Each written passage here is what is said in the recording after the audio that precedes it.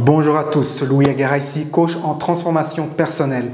Dans cette vidéo, je parle du sujet d'attirer comme ça à soi des personnes qui ont certains traits négatifs de nos parents. Souvent les pires traits négatifs de nos parents, et souvent on s'engage avec ces personnes dans une relation intime, une relation amoureuse. Alors pourquoi il y a ce phénomène d'être attiré par des personnes qui ont comme ça les traits négatifs de nos parents? Eh bien, il y a ce phénomène que quand on est petit, durant les 7 premières années, nos ondes cérébrales sont en θ.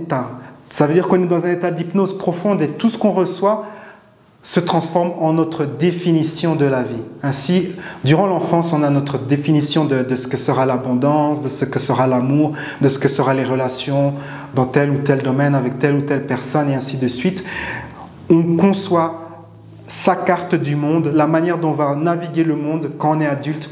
Cela se fabrique dans l'enfance. Un exemple, c'est un petit enfant, il a 1 an, pouf, et son papa abandonne la maman. Et donc sa définition, c'est « aïe, mon papa il abandonne ma maman ». Et donc une fois adulte, eh bien, il aura tendance à vouloir attirer une personne qui va reproduire ce schéma d'abandon.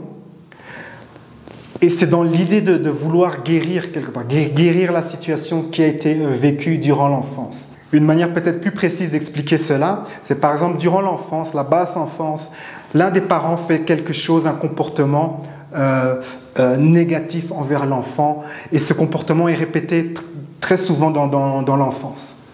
Ainsi, l'enfant reçoit cela, il est blessé, cela peut être une blessure de trahison, une blessure de jugement, d'abandon, que sais-je.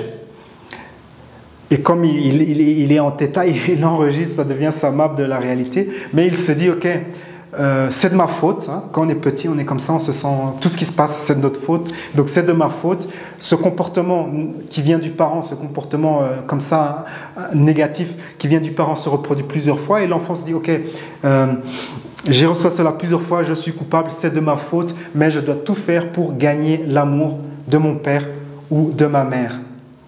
Et donc, ce qui va se passer, c'est qu'une fois arrivé à l'âge adulte, cette blessure n'aura pas été résolue. Ce qui va se passer, c'est que la personne va être attirée par comme ça. Ah, mais ça, c'est le comportement que mon père avait, ce mauvais comportement que mon père ou ma mère avait.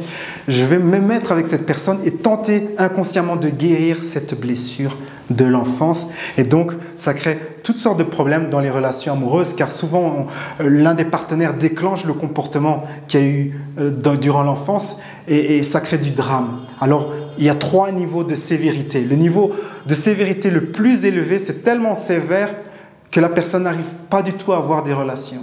Peut-être qu'elle était, quand elle avait 1 an, elle a été abandonnée, et elle s'est dit « ouais, c'est de ma faute, on va m'abandonner ».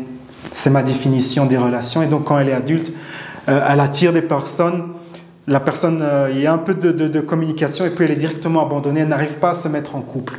Ça, c'est le niveau de sévérité le plus élevé où la personne n'arrive même pas à être en couple avec une autre personne dû à des blessures de l'enfance. Et souvent, c'est des blessures qui sont tellement anciennes que quand vous demandez à la personne « mais est-ce que tu attires des personnes avec les traits négatifs de tes parents ?» Elle dira « non, je n'attire pas des personnes avec les traits négatifs de mes parents, car c'est tellement ancien que la personne ne se souvient pas de l'événement en question.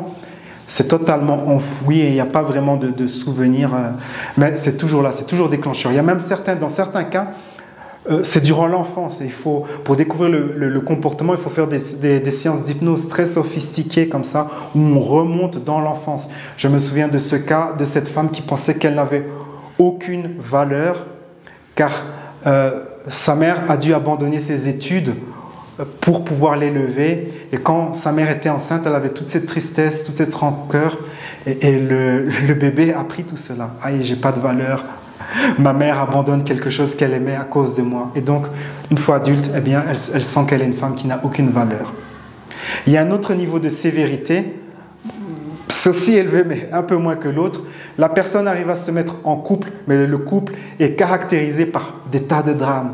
C'est beaucoup de disputes, beaucoup de conflits, beaucoup de tristesse. Peut-être il y a de la codépendance, peut-être il y a des abus. C'est des relations généralement très difficiles. Il faut que la personne sorte de la relation, reconnaisse ce schéma et fasse ce travail de guérir son enfant intérieur. Le sujet, c'est vraiment de guérir l'enfant intérieur qui a eu ces blessures d'enfance et qui les amène dans la vie adulte. Un autre niveau de sévérité, c'est que la personne arrive à avoir des relations qui ont des hauts et des bas, mais parfois il y a l'un des partenaires appuie sur un des boutons, wap, et c'est cette blessure qui n'a pas été guérie durant l'enfance qui se déclenche. Généralement, c'est une invitation à se poser, à s'arrêter, à se dire « Ok, mon partenaire a généré durant notre relation toujours ce même comportement. Peut-être que ce n'est pas de sa faute, peut-être qu'il y a quelque chose en moi qui fait qu'il déclenche ce comportement. Et peut-être que je peux guérir cela. » Donc ça, c'est les 3 niveaux de sévérité. Comment pouvons-nous guérir ce phénomène? Eh bien, il faut guérir l'enfant intérieur. Premièrement, lâcher prise sur la douleur causée par ces blessures. Et ensuite, dire à l'enfant intérieur que tu peux évoluer, tu peux être ta propre personne adulte qui n'a plus besoin de vouloir comme ça chercher à avoir l'amour de son père. Maintenant, on va faire un petit exercice de lâcher prise pour travailler ce sujet. Fermez les yeux et installez-vous confortablement. Pensez à vos relations passées et pensez aux schémas négatifs répétitifs. Soit dans votre relation actuelle, soit dans plusieurs relations passées. Prenez conscience de ce que vous créez, du drame qui a été créé ou de la négativité qui a été créée, qui se reproduit comme ça. Et accueillez au-devant de votre conscience tout cela. Un comportement venant de votre partenaire qui déclenche de l'hostilité, de la tristesse ou du drame. Accueillez le sens de vouloir changer ou comprendre ce comportement.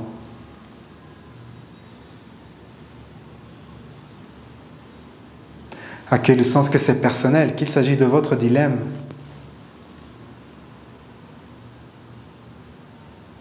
Et à présent, imaginez qu'il y a une porte qui flotte au-dessus de vous, une porte ouverte. Localisez ce que vous ressentez, toute cette négativité dans votre corps. Et permettez à toutes ces énergies de quitter votre corps et de disparaître à tout jamais.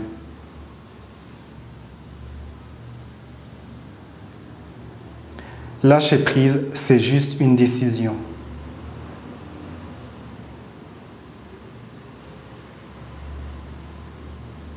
Et à présent, permettez-vous de sentir ce que c'est que d'être libre au-delà de tout cela. Accueillez un sens de sérénité.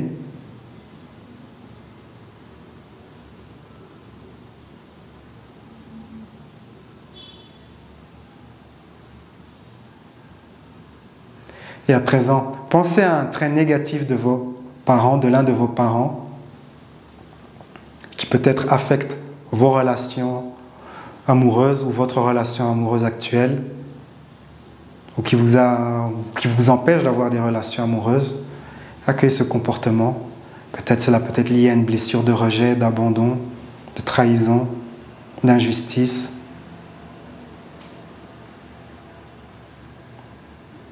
Accueillez les histoires et les idées qui justifient cela.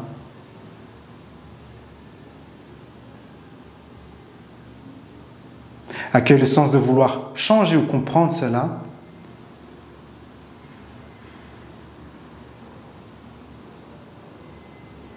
À quel âge avez-vous ressenti pour la première fois cette blessure?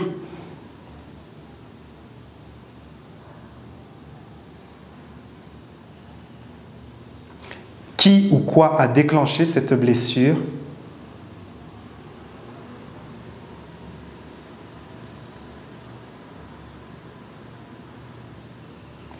Et à présent, imaginez qu'il y a une porte ouverte qui flotte au-dessus de vous. Localisez ce que vous ressentez, toutes ces énergies dans votre corps. Et permettez à toutes ces énergies de quitter votre corps et de disparaître à tout jamais par cette porte.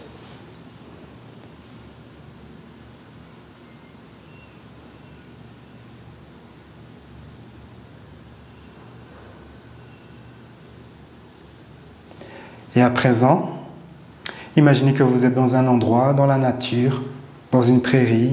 Il y a une colline au loin devant vous.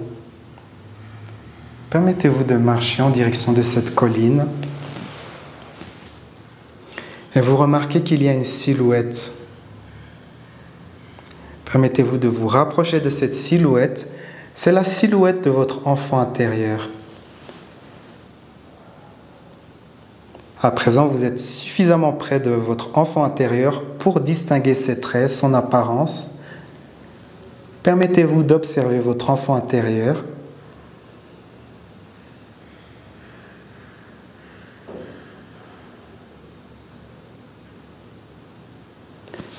Et à présent, imaginez qu'à 100 mètres au-dessus de vous, il y a une source de lumière divine. Et cette lumière descend lentement vers votre enfant intérieur et le remplit de l'amour. Soit l'amour maternel ou soit l'amour paternel. Permettez-vous de choisir ce qui est approprié et laissez votre enfant intérieur être rempli d'amour.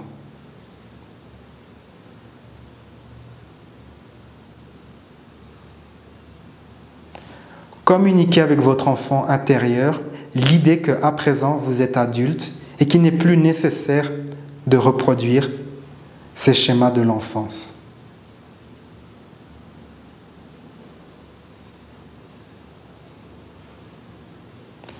Continuez à donner de l'amour à votre enfant intérieur.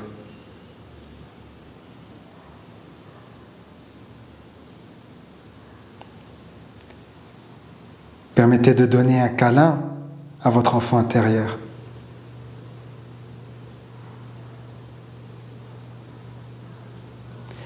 Et dites à votre enfant intérieur, je t'aime, je t'aime, je t'aime.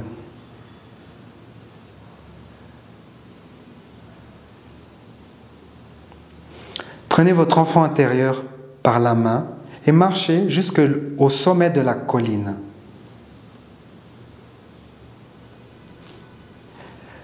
Regardez à l'horizon. L'horizon est un symbole qui représente votre potentiel. Montrez à votre enfant intérieur ce que vous aimeriez accomplir dans votre vie.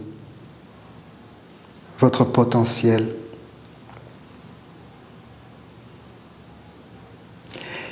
Et demandez à votre enfant intérieur s'il aimerait jouer un nouveau rôle.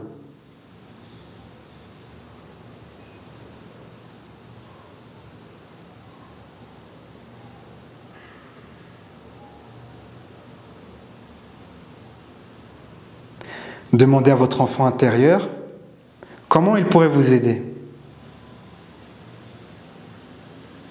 Ou tout simplement, dites à votre enfant intérieur le rôle que vous aimeriez qu'il joue.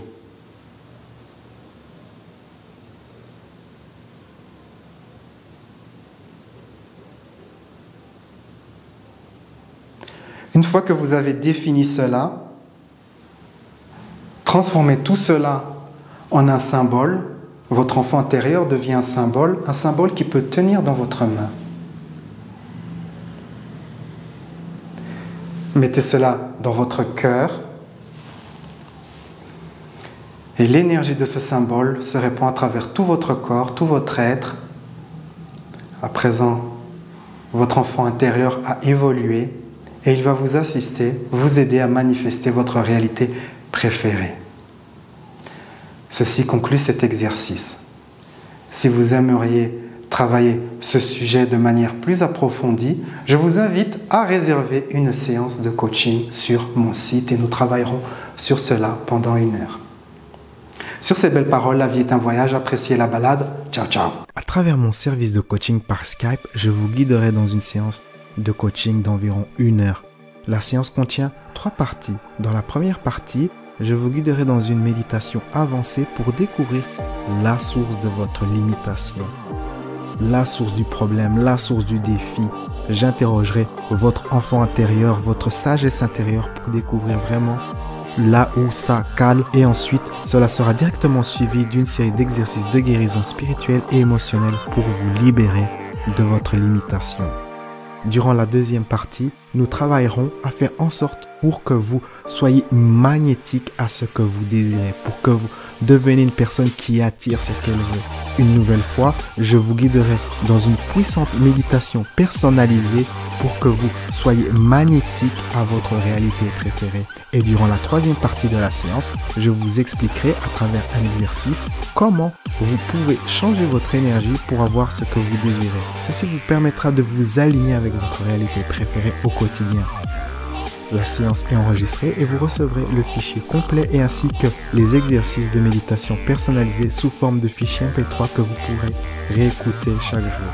Quel que soit votre projet, le format de ma séance Skype est flexible et peut s'adapter à toutes sortes de projets, que cela soit de retrouver l'estime de soi, avancer votre carrière ou attirer un partenaire. Créez votre futur. Réservez votre séance de coaching sur louisagara.com.